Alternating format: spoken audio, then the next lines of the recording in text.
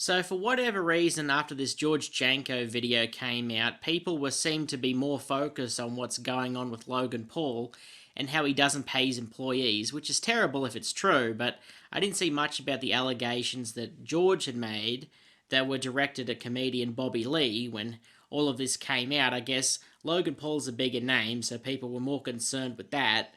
So if you've ever had the misfortune of watching the Impulsive episode with Bobby Lee, you would have seen the way that George looks in that episode, and you'd have to come to the conclusion that he's some kind of pussy who can't take a joke, which, if you watch any of that content, you may have seen people talking about that like a year ago, and how George storms off in the middle of the podcast. But the reason for this behaviour, it would seem, was because parts of the video were removed allegedly. That's what George claims, though in the video where all of this information is coming from, when it's brought up to Mike, one of Logan Paul's co-hosts, he doesn't deny that they cut videos to protect their guests, but he also doesn't deny or even really address the claim that George Janko had made, which was that Bobby Lee sexually assaulted him.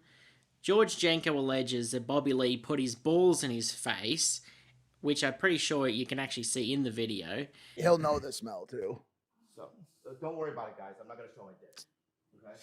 Smell his dick. Oh shit, his ass is out. Look at the tattoo. All the money and you're It's- using fruit. I feel like you got that in prison. Yeah, I did. Yeah, Dude, I just got the biggest Yeah, boner for some reason. Smell this part. Smell this part.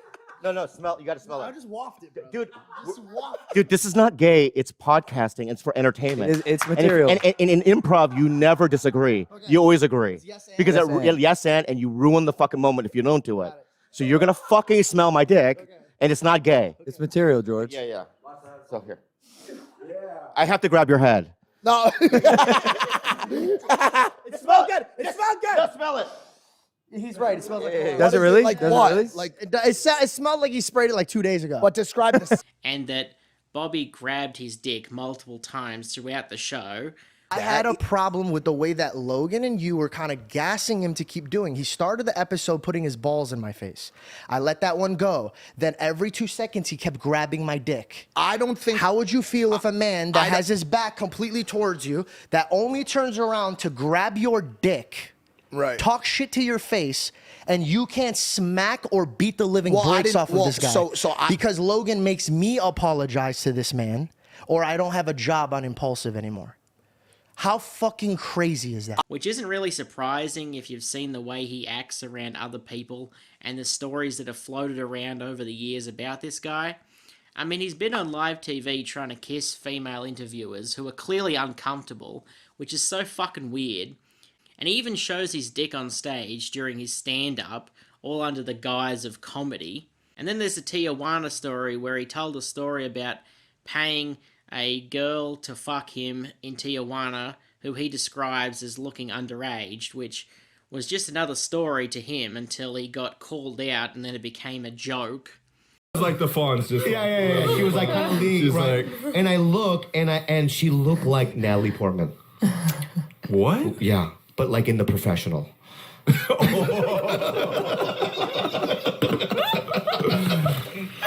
Not that young, but you know. She looked like she's like 50. I don't know. I don't know how. Let's not put a number on it. She looked Let's number. not She put looked- a number I on don't know it. the number, and you know what, God, I didn't know the number, and you know that for a fact, God. Okay. She looked very young. She looked So And you were very young. I was very young too, yeah. Yeah.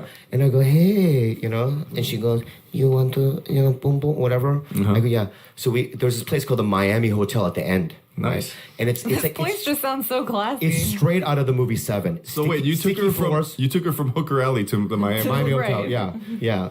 Sticky floors. They had all those fly traps, the yellow sticky things that stick out. There were so many flies, right? And it was like thick. It was like a thick place. Right. You know what I mean? It smelled The like energy a in the Cambodian air. jungle. Like the killing fields. It smelled like the killing fields. Like right? years of cum just built up. Oh, yeah. And sadness. Yeah, and years fear. of And fear. Yeah. Like just soaked in fear tears. Yeah. So I take her up to the room. Rape. And that's what you give them $10.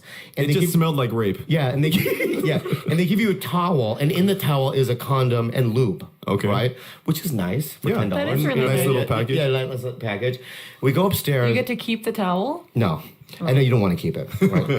There's stains on it. Discharge stains. It still smells like cum after they clean it. Yeah. So we get naked. I turn the lights off, right? And we're in bed now. And I put the condom on, and she's really cold. You know, I feel so bad saying this story. Girls are always cool. And so I stick it in. It's very tight, right? And then the moon is shining through Did you use little the lube? crack. No. The moon is shining through the window in a little crack, right? Very romantic. Yeah, it's very romantic. yeah. And then her head turns, and the moon, I see her face. Yeah. And you can see tears coming down her face and snot bubbles. And she's shaking. Okay? Why are you smiling, dude? It's fucking rude, bro. It's his that could have been your sister. It's his sister. Yeah. Right? And so I did what anyone else would do. I power fucked her. Right? Just so I can get it over with. Right? Wait, so it was probably her first. I don't know. I don't want to get into it. All right? I don't know. No, let's get into it. Dear Lord, I don't know what happened. She was standing against the wall like this? Yeah. Yeah, like that, yeah. And then she turned around? Yeah, maybe she was showing off her ass. Like, this is good shit. She was crying and snot Maybe bubbles. she wasn't even a hooker. Maybe she was like waiting for her mom. And though it can't really be proven whether he did or didn't do this, it all paints a picture of this guy being some weird little creepy fuck. The vibe I get from him is that he plays victim whenever it suits him, and then continues this weird behaviour. I used to think Ari Shaffir was kind of fucked up for beating the shit out of Bobby Lee all those years ago, but now I think he probably deserved it, even if it was about something unrelated. So even if the Tijuana story isn't true, there seems to be some validity to this story from George Janko just based on how Mike doesn't deny any of this and even admits that they cut parts of their interviews out just to protect their guest, which in this case would be like saying that they are willing to cover up sex crimes, if it's true of course, as long as it protects their guests. Okay, the Bobby Lee situation. Who was the first person that jumped off the couch and said, George just left, that was not good, we have to fix this situation? But did they not cut shit that you should have stood up for me and said, hey, you can't cut that shit? That's gonna make him look like an idiot for leaving. Okay, let's slow down, and I'll answer that. We have always cut. This is all healthy, by the way. We have always cut. Start crying. No. Which by the way would be healthy. We have numerous times on the show, which I'm sure a number of shows do, cut things that we believe will protect the integrity or reputation of the guest. That protected nobody but him. No, of the guest. That's what I'm trying. Well, what about the guy that you break bread with, bro? And this was allegedly committed against one of their friends. So if this is true and this is how they treat their friends, then imagine how they treat some random stranger. You can also see how uncomfortable George is in this episode with Bobby Lee, who keeps talking about George's cock. George even covers his dick and crosses his legs, probably sick of being groped throughout the episode. So now I want to see what Bobby Lee actually has to say for himself, and if it doesn't outright deny these accusations, but instead tries to say that he was doing this as some kind of joke, or that's just a thing he does because he thought that they were getting along, or acting like there's some more context needed, as if that's normal, then that just proves that he did it. Any kind of claim that amounts to this being a joke is an admission. There's no, oh, I'm sorry, I was just joking around when I grabbed your cock and played with your balls. Sorry, I thought you could take a joke, that's why I put a finger in your pussy and finger bashed you while Logan Paul watched. You see, that's fucking weird. There's no context where you can do that without someone's permission, obviously, but comedians don't seem to think that there should be consequences for their actions, which is why they behave the way they do. It's not like it's just Bill Cosby or even Louis C.K. doing this weird shit. Joey Diaz and Brad Williams have told stories on camera which sound like confessions of rape. Brad Williams even admitted that Carlos Mencia was a part of one of these great comedy bits where they tricked a girl into thinking that she was fucking Carlos Mencia. But then it turns out that Brad Williams snuck under the sheets, like when your dog crawls into the bed, and he actually fucked her.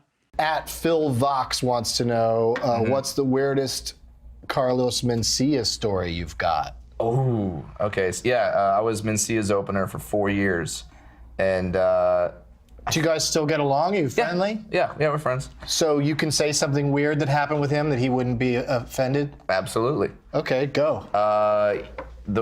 When we were on a tour bus together, and he got this girl was like on the bus and just really wanted to sleep with Carlos, and was in the back of got on the bus, actually blew our driver to get on the bus, and then was Who are you, Kiss? apparently she was in the That back is waiting. sexy driver. I tour with the wrong people.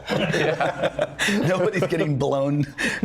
So she was. So she's in the back, and Mencia's married. He's not gonna do anything. So he turned off all the lights, and then sent me in.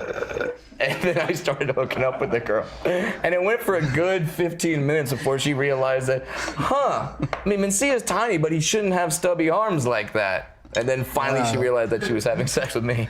That's kind of, I feel like that's like a rape story. Though he later said that this was a joke, Joey Diaz has yet to claim that he was joking when he made a comedian suck his cock for fucking stage time. She paid $100. I had girls sucking my dick and giving me coke from Chewy. You think I'm fucking kidding you? Fuck yeah, you gotta suck my dick to get up in the belly room. I'll make a call for you. That's the fucking gateway into coming to Hollywood. Everybody knows that. How many girls did you have do that? Oh, 20 of them. I had this little blonde open mic chick dog that used to come up to the Comedy Store with a 20 and just take me up to the belly room and suck my dick and go do her set. She was tremendous. Wow. She finally freaked out. When she got to Hollywood, bro, she was beautiful. And when she left, she had dirty, her nails were dirty. And then a year later, she wrote me a letter to the Comedy Store. You sucker, you broke me. I kept shooting sperm balls in her fucking ear ball. Every time she went down, vaya pa la pinga. But I'm sure if he gets pressed enough on it, he'll reveal that he was joking as well.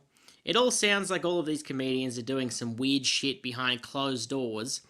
But back to George, I don't know who fucked him worse, Bobby Lee or fucking Logan Paul, who apparently employed George Janko, but wasn't paying him for like the first 6 months or whatever, even though Logan Paul has millions of dollars and was apparently not paying him for any of his sponsors' money from like Prime when it was on their show. I mean, how hard is it to just pay someone the bare minimum? If you can't do that, then you shouldn't have employees. Don't try to run a business if you can't, or in this case, refuse to pay your employees. I don't know if George was getting paid yet or not when this all happened, but you can see why he'd be pissed. Imagine getting touched by some 50-year-old fucking Korean man, and he's not even getting paid. So I guess we're waiting to see how Bobby Lee responds to all of this, because it sounds pretty crazy if it's true.